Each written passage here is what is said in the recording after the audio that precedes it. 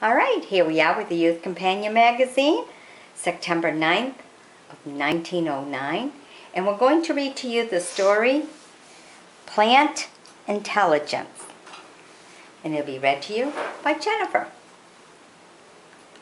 Writing of the Italian catchfly in his essay, The Intelligence of Flowers, Maurice Maeterlinck, the Belgian poet and philosopher, shows how this simple little white flower goes with seemingly intelligent thought about the business of its own preservation.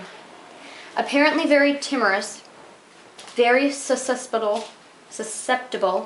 to avoid the visits of importunate and indelicate insects, the silent Italica furnishes its stalks with glandular airs, whence oozes a viscid fluid in which the parasites are caught with such success that the peasants of the south use the plant as a flycatcher in their houses.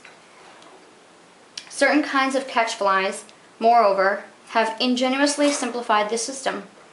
Dreading the ants in particular, they discovered that it was enough, in order to prevent them from passing, to place a wide viscid ring under the node of each stalk.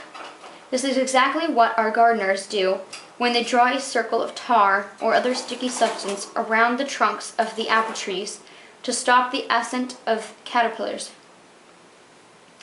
In a popular work, Les Plantes Originales, Mons, Henry Coupon examines some of the defensive means employed by plants. Some of these weapons are quaint and startling. Monsieur Lothier, a student at the Sorbonne, has made a number of interesting experiments with thorns, resulting in the conclusion that shade and damp tend to suppress the prickly parts of the plants. On the other hand, whenever the place in which it grows is dry and burned by the sun, the plant brittles and multiplies its spikes, as if it felt that, being almost the sole survivor among the rocks or in the hot sand, it is called upon to make a mighty effort to redouble its defenses against an enemy that no longer has a choice of victims to prey upon.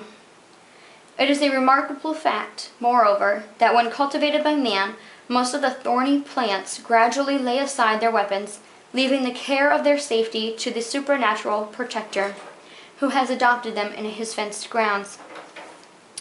Among the plants that have ceased to defend themselves, the most striking case is that of the lettuce. In its wild state, says Monsieur Coupon, if we break a stalk or a leaf, we see a white juice exude from it. The latex, a substance formed of different matters which vigorously defend on the plant against the assaults of the slugs. On the other hand, in the cultivated species derived from the former, the latex is also missing, for which reason to plant, to the despair and the gardeners, is no longer able to resist and allow the slugs to eat it. It is nevertheless right, comments Maeterlinck, to add the latex is rarely lacking except in the young plants, whereas it becomes quite abundant when the lettuce begins to cabbage and when it runs to seed. Now it is especially at the commencement of its life, at the budding of its first tender leaves, that the plant needs to defend itself. One is inclined to think that the cultivated lettuce loses its head a little, so to speak, and that it no longer knows exactly where it stands. Certain plants, among others the Borygnes, supply the place of thorns with very hard bristles. Others, such as the nettle, and add poison.